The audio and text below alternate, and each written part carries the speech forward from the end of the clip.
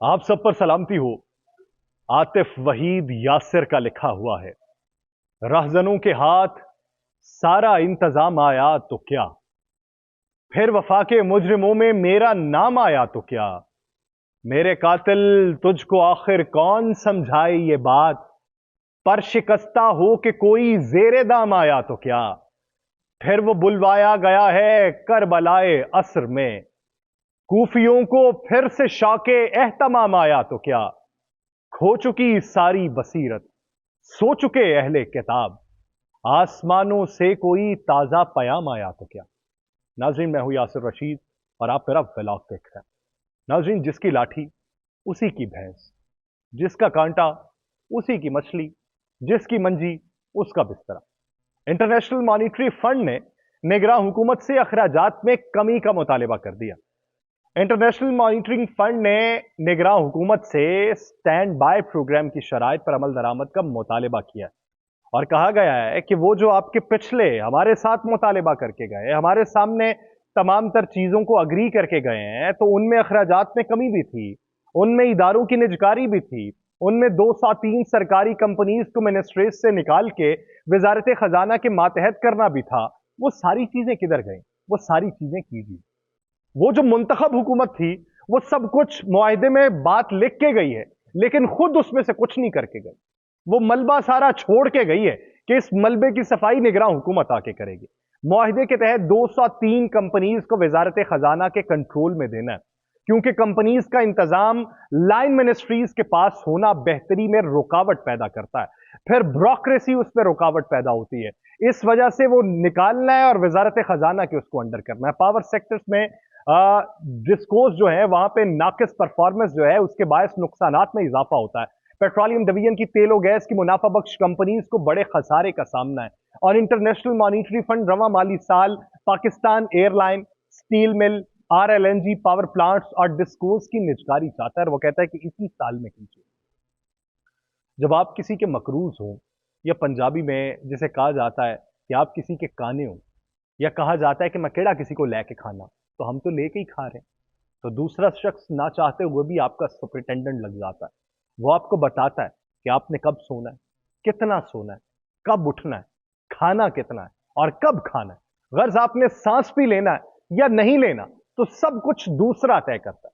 پہلے international monitoring fund نے کڑی شرائط رکھی تھی اور اپنی منمائی تھی، اور آپ نے مانی بھی۔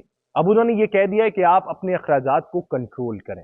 ہم کتنی مدد کر سکتے ہیں آپ کی؟ تو حضور والا، اب آپ کو یہ سارا کچھ بھی ماننا ہوگا، سب کچھ کرنا ہوگا۔ اور اسی کے تناظر میں اسپیشل انویسٹمنٹ فیسیلیٹیشن کاؤنسل نے ایک قدم اٹھایا، جس میں PIA کی نجکاری شامل ہے، جس کے اندر پاکستان ریلوے کی نجکاری شامل ہے، جس کے اندر ڈسپوز کی نجکاری شامل ہے، اور اس کے علاوہ RLNG کے اوپر بھی بات چیت چل رہی ہے، اور اس کے علاوہ پاکستان سٹیل مل کے حوالے سے بھی بات چیت چل رہی ہے۔ دہائیوں پہلے جو باتیں ہوتی رہیں اور جن کو کرنے کے یہ دعوے کرتے رہے ہیں منتخب حکومتوں والے، وہ کچھ نہ کر پائے اور اب ہو رہے ہیں۔ سابق صدر آصف علی زرداری نے کہا ہے کہ الیکشن کمیشن آئین کے مطابق الیکشن کروائے گا۔ ہفتے کو پاکستان پیپلز پارٹی کی جانب سے جاری کیے گئے بیان کے مطابق سابق صدر آصف علی زرداری نے کہا کہ مردم شماری کے بعد الیکشن کمیشن جو ہے وہ نئی حلقہ بندیاں کروانے کا پابند ہے۔ جب آپ کو پتا ہے تو پھر دوسری طرف آپ کے دوسرے بیانات کیا آ رہے ہیں؟ نیر بخاری صاحب کیا بیان دے رہے ہیں؟ آپ کے دیگر رہنما کیا بیان دے رہے ہیں؟ شہری رحمان صاحبہ کیا مطالبہ کر رہی ہیں؟ آپ تو کچھ اور کر رہے ہیں۔ پاکستان پیپلز پارٹی کے متعدد رہنما اگلے عام انتخابات کا انعقاد آئین کے مطابق 90 روز میں کرانے کے بیان دے چکے ہیں، اور اس پہ مسلسل زور دیا گیا ہے، جبکہ آصف علی زرداری صاحب آئے ہیں اور انہوں نے کہا ہے کہ ان کو چیف الیکشن کمشنر اور تمام ممبران کے اوپر پورا اعتماد ہے۔ آصف زرداری صاحب کے مطابق نگراں حکومت SIFC کے منصوبوں کو جلد از جلد مکمل کر کے ملک کو ترقی کی راہ پر ڈالے۔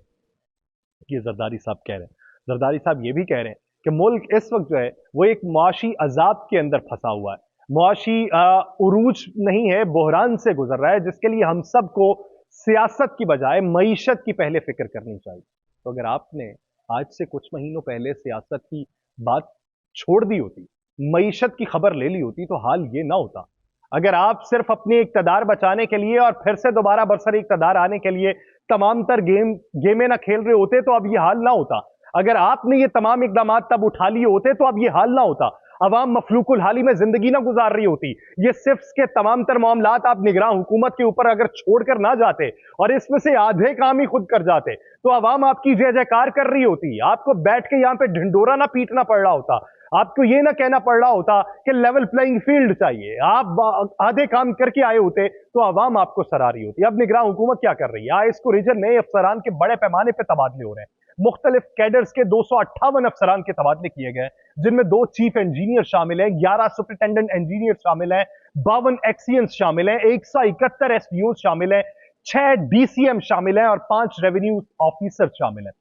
تبادلے خالصتاً میرٹ اور افسران کی کارکردگی کو دیکھتے ہوئے کیے گئے، یہ کہا جا رہا ہے۔ ریجن میں جاری بجلی چوری کے خلاف مہم پہ اس کا کوئی اثر نہیں ہوگا، لیکن حالیہ جو جتنے بھی تبادلے ہو رہے ہیں اس کے پیچھے منطق یہ ہے کہ جہاں پہ بجلی چوری ہو رہی تھی یہ کارروائی نہیں کر سکے تو اس ضمن میں تبادلے کیے جا رہے ہیں۔ اب یہ بجلی چوروں کے خلاف جہاں پہ مقدمات درج کیے جا رہے ہیں، ان سے پیسے لیے جا رہے ہیں، تو اسی کے ساتھ ساتھ وابڈا کے اندر بھی صفائی کا عمل جاری ہے کہ جو لوگ ان کی پشت پناہی کرتے تھے ان کا بھی کلا کما کیا جا رہا ہے۔ دوسری طرف جسٹس قاضی فائز عیسیٰ نے اپنے حلف برداری کے ساتھ ساتھی ججز کو عشائیے کی دعوت دے دی ہے۔ جسٹس قاضی فائز عیسیٰ کی جانب سے عشائیے کی دعوت 17 ستمبر کے لیے دی گئی ہے اور جسٹس قاضی فائز عیسیٰ اور ان کی اہلیہ کی جانب سے باضابطہ طور پہ دعوت نامے ججز کو بھجوائے گئے ہیں جو ان کو موصول ہوئے ہیں۔ موجودہ چیف جسٹس عمر عطا بندیال صاحب کو بھی عشائیے میں مدعو کیا گیا ہے۔ چیف جسٹس عمر عطا بندیال 16 ستمبر کو ریٹائر ہو جائیں گے اور جسٹس قاضی فائز عیسیٰ جو ہیں وہ 17 ستمبر کو حلف اٹھائیں گے اور 17 ستمبر کی شام کو عشائیے کے لیے انہوں نے اپنے ساتھی ججز کو دعوت دیا اور اس کے ساتھ ساتھ اپنی حلف برداری کی تقریب میں جو شریک ہوں گے وہاں پر بھی دعوت دی جائے گی۔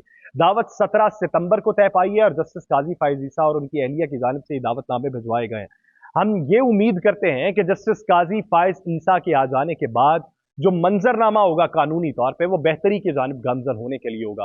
ہم یہ بھی امید کرتے ہیں کہ جسٹس قاضی فائز عیسیٰ جب قاضی اعلیٰ کی مسند کے اوپر براجمان ہوں گے تو جتنے بھی لوگ پاکستان کے اندر اس وقت پریشانی کے اندر مبتلا ہے قانونی منظرنامے کی وجہ سے، وہ قانونی منظرنامہ بہتر ہو جائے گا۔ قاضی فائز عیسیٰ اپنے نام کی پاس رکھیں گے اور قاضی فائز عیسیٰ مدعی کی رودات سنیں گے، فیصلہ دیں گے اور ملک میں انصاف کا بول بالا ہوگا۔ خاص طور پہ عام لوگوں کے ساتھ بھی عدلیہ کے سامنے بہتری کا منظرنامہ روشن ہو جائے گا اور اس طرح ظالم جابر اور کرپٹ کو کٹہرے میں لانا ہوگا، مظلوم اور معصوموں کی جان خلاصی ہوگی اور قرض میں ڈوبی ہوئی عوام کو ایک حوصلہ افزا پیغام یہاں سے جائے گا کہ ہم بہتری کی جانب بڑھ رہے ہیں۔ نگراں حکومت سے اپیل ہے کہ اگر ہم نے بہتری کی جانب گامزن ہونا ہے تو ہم نے آئی ٹی کی طرف کم اور لکڑی کی طرف زیادہ توجہ دی ہے، اور اس لکڑی کی کرسی بنانے کے لیے یا کاغذ بنانے کے لیے ہم نے استعمال بہت کیا ہے، لیکن اگر ہم آئی ٹی کی طرف توجہ دیتے ہیں، آئی ٹی انڈسٹری وہ انڈسٹری ہے کہ اس سے ہماری معیشت اچھی خاصی سنبھل سکتی ہے۔ ہمارے ملک میں ایک سافٹ ویئر سال کے 17 سے 18,000 ڈالر کماتا ہے، جبکہ بھارت میں ایک سافٹ ویئر ڈیولپر جو ہے وہ سال کے 30,000 ڈالر کماتا ہے۔ یہ جو گیپ ہے یہ سکلز کا ہے۔ اس کی بنیادی وجہ یہ ہے کہ ہماری یونیورسٹی سے 22,000 گریجویٹ پیدا ہوتے ہیں جو اپنی 4 سالہ یا 2 سالہ ڈگری کو کاپی پیسٹ سے حاصل کرتے ہیں اور 4 جی پی ایز وہ حاصل کر لیتے ہیں، لیکن نتیجہ صفر نکلتا ہے۔ حکومت نے اس معاملے پہ کبھی یونیورسٹیز کے ساتھ آئی ٹی سیکٹر میں تعاون نہیں کیا۔ اس کو مزید بہتر بنایا جا سکتا ہے، ہمارے اسٹوڈنٹ زیادہ سے زیادہ سکل سیکھ سکتے ہیں۔ دوسرا یہ کہ بہت سی آئی ٹی کمپنیز پاکستان میں اپنا پیسہ نہیں رکھتی بلکہ باہر رکھتی ہیں۔ اس وقت پاکستان کے 4.5 بلین ڈالر جو ہیں وہ پاکستان کی ایکسپورٹ ہے، لیکن اس سے زیادہ سرمایہ باہر پڑا ہوا ہے۔ پاکستان کی تمام آئی ٹی کمپنیز کو سہولت دیں تاکہ وہ اپنے ڈالر جو انہوں نے باہر رکھے ہوئے پاکستان میں رکھیں۔ ہماری آئی ٹی کمپنی کا ایک مسئلہ یہ بھی ہے کہ جیسے ہی وہ اپنے ٹیکس فائل کرتی ہے انہیں ساتھ ہی ایف پی آر کے نوٹسز آنا شروع ہو جاتے ہیں۔ حضور والا آئی ٹی سکلز کی کمی کو لے کے ہم آپ سے سوال کرتے ہیں کہ اس طرف دھیان کس نے دینا تھا؟ لیپ ٹاپ تقسیم در تقسیم ہوتے رہیں، لیپ ٹاپ اسکیم کے فیزز چلتے رہیں، لیکن طلباء و طالبات کو اس کا استعمال کس نے سمجھانا تھا؟ کس نے یہ بتانا تھا کہ ہم اس کا پازیٹیو یوز بھی کر سکتے ہیں؟ حضور والا دنیا چاند پہ پہنچ گئی ہے اور ہمسایہ ملک اس کے نارتھ پول پہ، جبکہ ہم نے اپنی ٹیکنالوجی کے نظام کو بھی سیاست کی بھینٹ چڑھا دیا ہے۔ ناسا کے بعد جو خلائی ایجنسی پیسکو نے بنائی تھی وہ پاکستان کے اندر بنی تھی، سپارکو پاکستان میں تھی، کسی سے ڈھکی چھپی نہیں ہے، لیکن سیاست کی نظر ہو گئی۔ کہتے ہیں دماغ شیطان کی جگہ ہوتی ہے، تو جب ہم اپنے نوجوان نسل کو سستے پیکجز، نت نئی ایپس اور کاپی پیسٹ سے آگے بڑھنے کے لیے کچھ بھی نہیں سکھاتے تو پھر ان کے مقدر میں کیا رہتا ہے؟ پھر قصہ پارینہ ہی ہم بنیں گے۔ آئی ٹی جیسے سکلز سیکھ کے زندگی سہل اگر ہم نہیں کر سکتے تو ہماری زندگی کا فائدہ کیا؟ جب ایسے دفتر میں کسی ریکارڈ کو نکلوانا ہو، یا تو وہ کاغذ کے انبار کے نیچے آ کے اپنی اوپر لکھی تحریر کھو چکا ہوتا ہے یا اس ضروری کاغذ کو چوہے کتر چکے ہوتے ہیں۔ حضور والا فیصلہ آپ نے خود کرنا ہے اور آپ نے اس جانب نظر کرم کرنا ہے، نہیں تو ہم یوں ہی درخت کاٹ کاٹ کے کاغذ بناتے رہیں گے اور دنیا چاند کے بعد سورج پہ بھی پہنچ جائے گی اور دوسرے سیاروں کے چاند پہ بھی پہنچ جائے گی. اب بات کرتے ہیں کل کے فیصلے کے حوالے سے. جو کل فیصلہ جاری ہوا اس کے اثرات آنا باقی ہیں. جو سپریم کورٹ کی طرف سے فیصلہ جاری ہوا ہے کہ سپریم کورٹ کے باہر جس طریقے سے منڈی لگائی گئی اور ببانگ دہل باتیں کی گئی ہیں سپریم کورٹ کے خلاف, یہ سپریم کورٹ کے بارے میں صرف بات نہیں کی گئی, آپ نے ججز کی بے توقیری کی ہے. اب یہ جو تفصیلی فیصلہ جاری ہو چکا ہے اس کے مستقبل کے اندر اثرات کیا پڑیں گے؟ مستقبل کے اندر اثرات یہ دیکھنے کو پڑیں گے کہ جب یہی لوگ جو ماضی قریب کے اندر سپریم کورٹ کے باہر بیٹھ کے باتیں کرتے رہے ہیں, وہ الیکشن کے اندر جب آئیں گے تو کوئی بھی شخص اٹھے گا اور اس فیصلے کی کاپی لے گا, ایک درخواست دائر کرے گا کہ ان کے اوپر تو توہین عدالت کا کیس ہے, تو توہین عدالت کے کیس والے شخص کا الیکشن میں کھڑے ہونے کا جواز کس طریقے سے بنتا ہے, تو ان پہ سینکشنز تب بھی آئیں گی. یہ جو ببانگ دہل بولتے رہے ان کے گرد بھی گھیرا تنگ ہوگا, اور یہ جو چیخیں ابھی نکلنا شروع ہوئی ہیں ان کے حلقوم سے, یہ انہی وجوہات کے باعث نکلنا شروع ہوئی ہیں کہ انہیں دکھائی دے رہا ہے کہ پاکستان میں ہمارے لیے مشکل دن ہے, ہمارے لیے آسان کچھ نہیں ہوگا. تو کس کے لیے کیا کچھ آسان ہوتا ہے اس کا انتظار کرتے ہیں. مجھے دیجیے اجازت, اللہ نگہبان.